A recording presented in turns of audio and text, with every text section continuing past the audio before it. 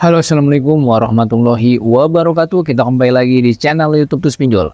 Oke, pada video kali ini gua akan membahas seputar gagal bayar di sebuah aplikasi Shopee. Ya, jadi di sini ada 9 resiko yang perlu kalian harus ketahui apabila kalian memiliki keterlambatan ataupun gagal bayar di sebuah aplikasi Shopee. Ya, bro, di sini bagi teman-teman ya. Tentu teman-teman di sini belum ada yang tahu ya.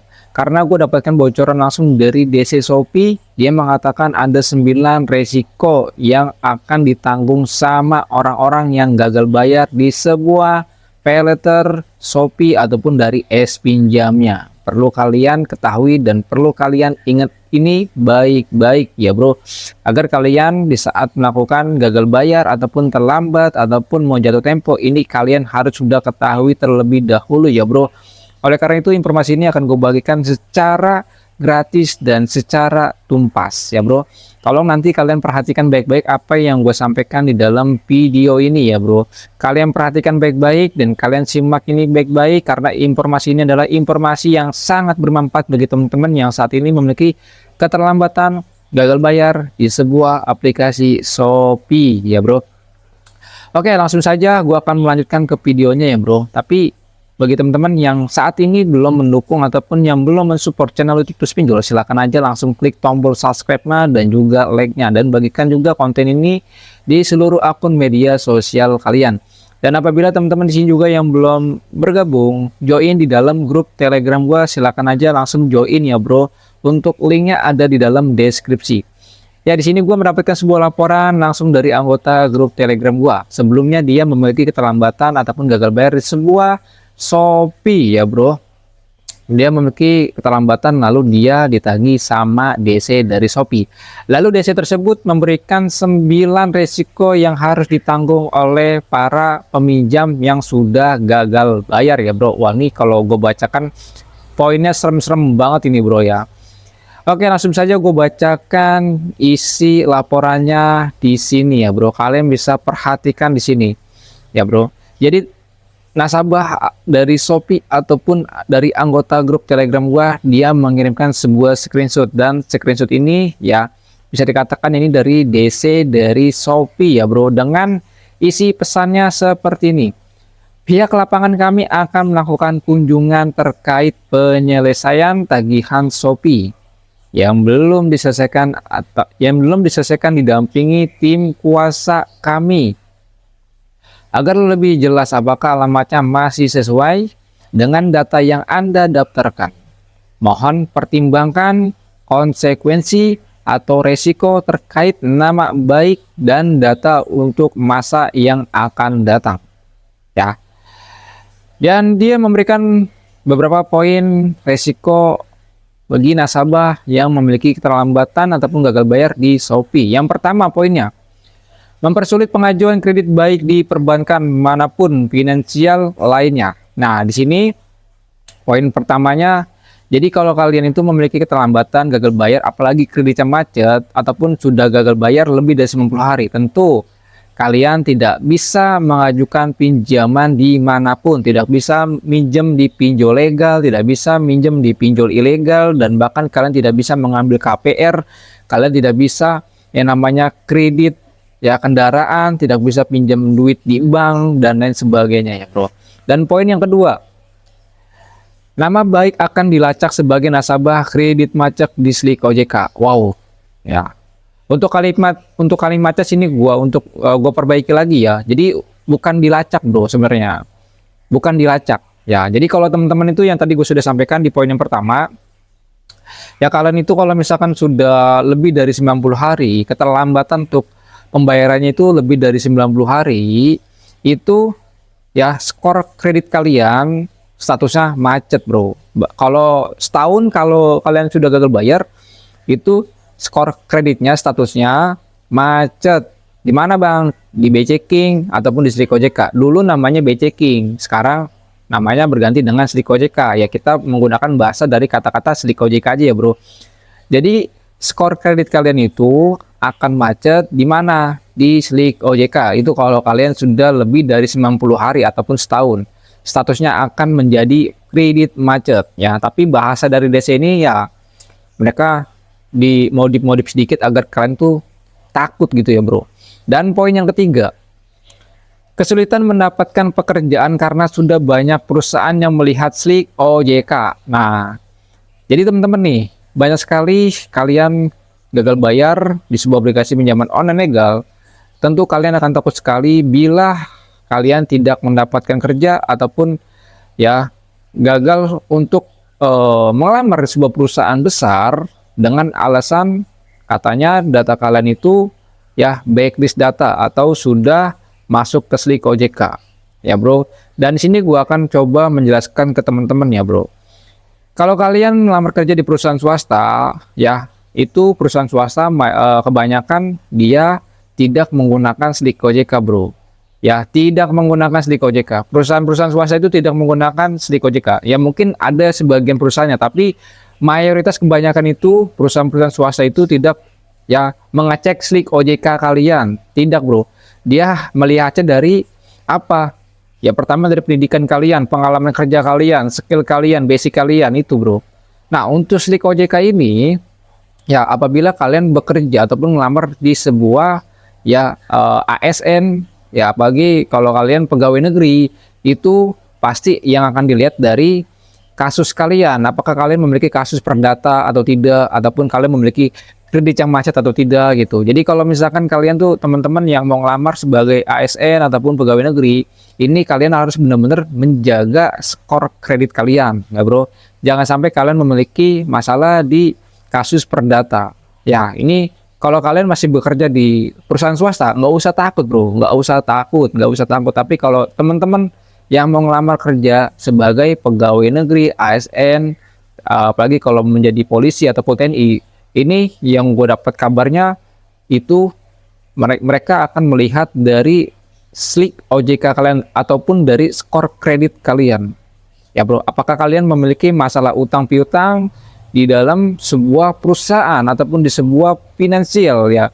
Jadi seperti itu ya bro. Nah di poin keempat, ya di poin keempat ini ada yang namanya poinnya penagihan akan dilakukan melalui kunjungan petugas kami dengan didampingi tim kuasa hukum kami ya bro. Gue ulangin lagi, di poin keempat ini resikonya penagihan akan dilakukan melalui kunjungan petugas kami dengan didampingi tim kuasa hukum kami. Itu kata DC dari Shopee. Di sini gua akan coba jelaskan ya bro. Ada beberapa pinjaman online ataupun paylater dia tidak memiliki DC lapangan. Pegang satu dulu. Apabila perusahaan itu memiliki DC lapangan, dia ya perusahaannya akan mengutus karyawannya untuk menagih. Yaitu siapa? Yaitu dari tim penagih utang. Siapa dia? Yaitu debt collector ya. Debt collector bukan kuasa hukum bro. Emangnya kalian kenapa-napa? Emang kalian ngapain pakai kuasa hukum? Enggak bro.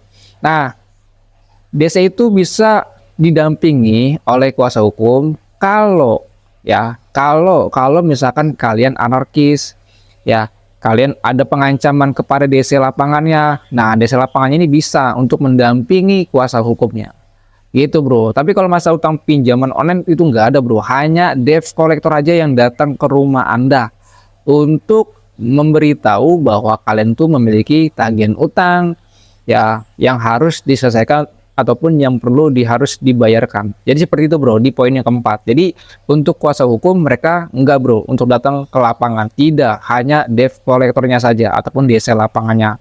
Nah mereka sengaja memodif kata-kata ini agar terkesannya ini menakutkan. Dan yang poin kelima ini kalian harus simak ya bro.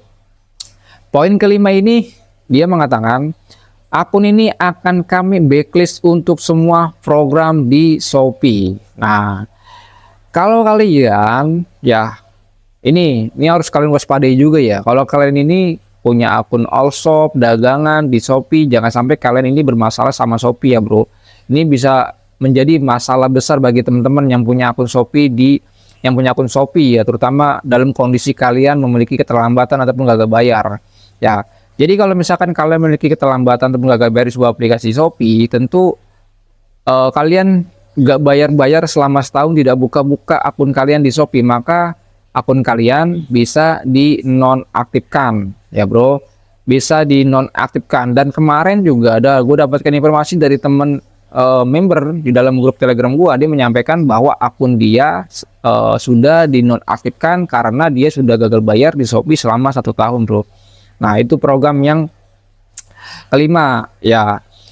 Nah, terus lagi poin yang keenam, resikonya adalah hukum perdata akan kami jalankan jika tidak ada kejelasan atau tidak bertanggung jawab dengan kewajiban. Nah, hukum perdata ya. Di sini kita akan bahas tentang hukum perdata. Teman-teman tuh nggak usah takut, bro, tentang kalian katanya akan dihukum perdata, Memang orang dengan kasus utang piutang itu hukumnya hanya perdata aja, bro. Tapi dari pinjaman online ini tidak akan menjalankan atau tidak memproses kalian ke hukum perdata. Ya, bro. Tidak, bro. Karena apa? Karena itu prosesnya panjang, bro. Prosesnya panjang dan banyak sekali mengeluarkan biaya di pengadilan dan lain sebagainya. Ya, bro. Jadi kalian nggak usah takut kalau dia mengancam kamu akan saya proses ke jalur hukum perdata. Nggak usah takut, bro. Nggak usah takut. Hutang kalian cuma 2 juta, dia mengeluarkan budget untuk modal untuk masukkan kalian ke pengadilan, itu biayanya besar, bro. Ya, nggak sebanding gitu kan. Nggak sebanding. Jadi kalian nggak usah takut dengan hukum perdata ya. Nggak usah takut kalau kalian punya aset tapi disita gara-gara kalian memiliki keterlambatan pinjaman online ya, bro. Dan terus selanjutnya, nah, di poin ke-7 ya, resiko di poin ke-7 ini ya, dia mengatakan hutang hukumnya wajib dibayarkan. Hutang akan ditagih dimanapun dan kapanpun. Lebih baik segera diselesaikan. Nah, mereka mengatakan seperti itu. Hutang hukumnya wajib dibayar. Nah, memang hutang hukumnya wajib dibayar. Tetapi nasabah yang tidak memiliki uang bagaimana? Apakah perlu membayarnya dengan daun? Apakah perlu membayar dengan cuma bilang, ya nanti saya bayar, kayak gitu. Nah, jadi bagi teman-teman, ya, kalau misalkan kalian ya memang niat untuk membayar dalam kondisi kalian ada uang, ya kalian cukup membayarnya hanya bayar pokok saja, bro. Jangan bayar semuanya. Gua hanya menyarankan apabila kalian benar-benar ingin melunasi utang kalian di pinjaman online, cukup bayar pokoknya saja. Cukup bayar pokoknya saja. Ya, bro, ingat. Apabila pinjolnya tidak mau untuk melakukan bayar pokok, maka kalian tunggu saja sampai hari berikutnya. Kalau dia tetap nggak mau, ya udah nggak usah dibayar, bro. Yang penting kita ada niatan untuk membayar ya, bro. Tapi kalau pinjolnya ini masih menyulitkan kalian untuk bernegosiasi untuk bayar pokok, ya udah nggak usah dibayar, bro. Nah, itu ya. Jadi bagi teman-teman nggak usah takut dengan poin yang ke-7 ya. Ini sama seperti di awal, fungsinya hanya untuk menakuti kalian saja. Dan dia juga mengatakan utang akan ditagih dimanapun dan kapanpun, lebih baik segera diselesaikan. Kalau misalkan Shopee ini ada desa lapangannya, tentu dia akan mendatangi ke rumah kalian. Asalkan dia sudah memiliki desa lapangannya, bro. Dan bagaimana kalau misalkan Shopee ini ada desa lapangannya? Tentu DC lapangannya akan menagih, itu ada masa expirednya. Dia tidak akan menagih secara terus-menerus. Ya, bro. Misalkan dia menagih selama 6 bulan berturut-turut, itu tidak, bro. Biasanya DC lapangan dari pinjaman online dia ada masa expirednya. Ya, minimal hanya sebulan saja dia menagih. Dalam sebulan itu dia ditargetkan harus bisa mencapai target sekian juta. Ya, bro, misalkan dalam sebulan itu mereka gagal lagi, ya udah dia close. Seperti itu. Dia ada masa expirednya dalam menagih. Dan bagaimana dengan deskolnya? Apakah dia masih terus menagih kalian melalui email, WhatsApp, SMS, dan telepon? Tentu ini dia akan lakukan, bro.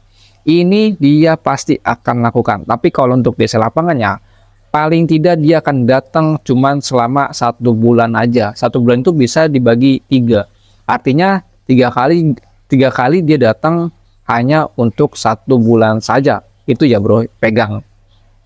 Kalau deskolnya dia pasti akan menagih ya secara terus-menerus, bisa melalui kontak darurat, tempat kalian bekerja, dan bahkan media sosial kalian bahkan direcokin, bro. dan masih banyak lagi resiko yang kalian tanggung ya bro. Nah, jadi bagaimana solusinya kalau dalam posisi di poin ketujuh ini? Lakukan blokir, lakukan blokir.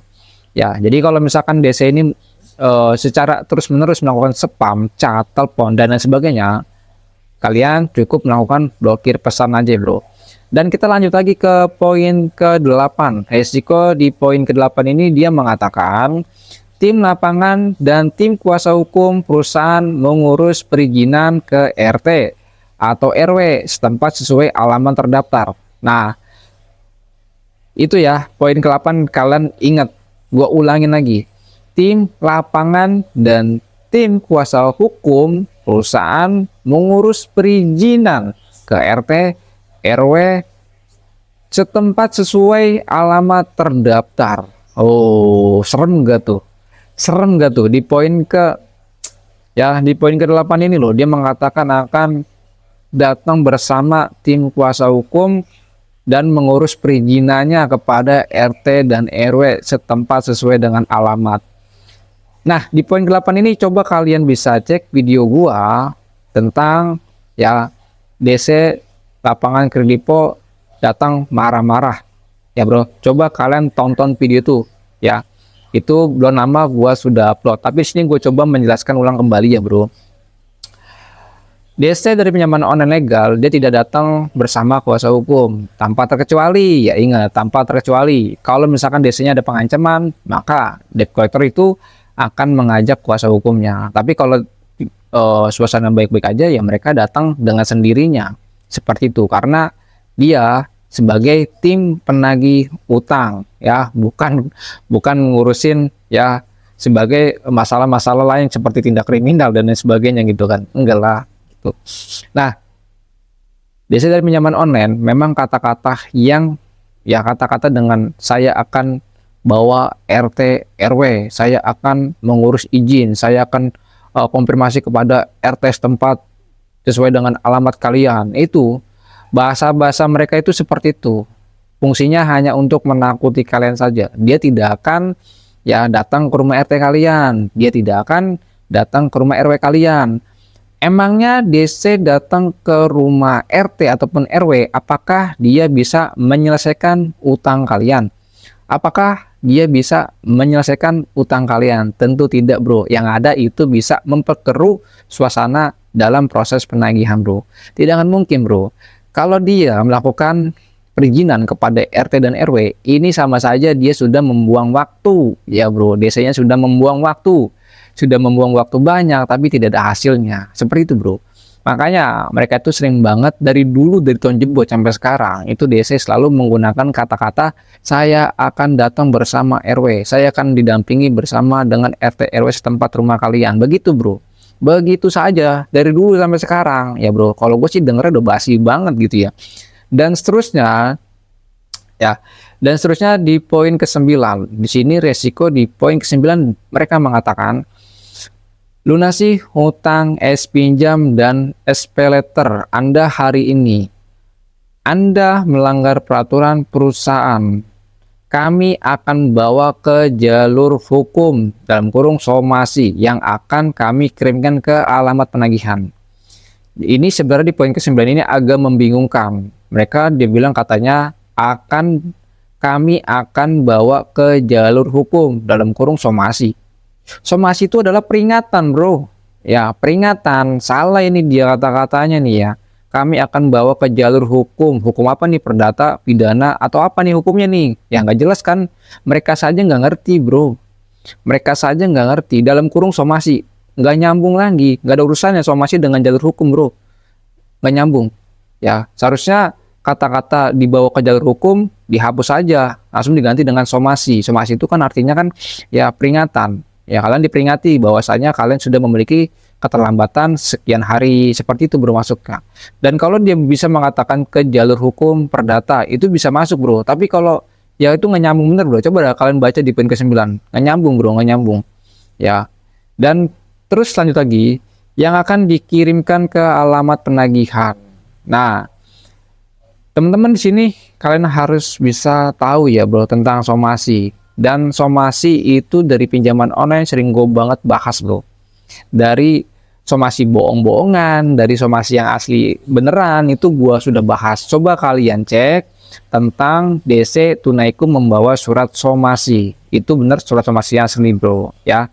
Surat somasinya asli. Nah, tapi dalam poin 9 ini dari DC Shopee ini nggak nyambung banget bro. Nah, nggak nyambung banget. Tapi bagi teman-teman lebih jelasnya tentang ya resiko-resiko apa saja ketika kalian sudah memiliki keterlambatan ataupun gagal bayar di sebuah aplikasi pinjaman online.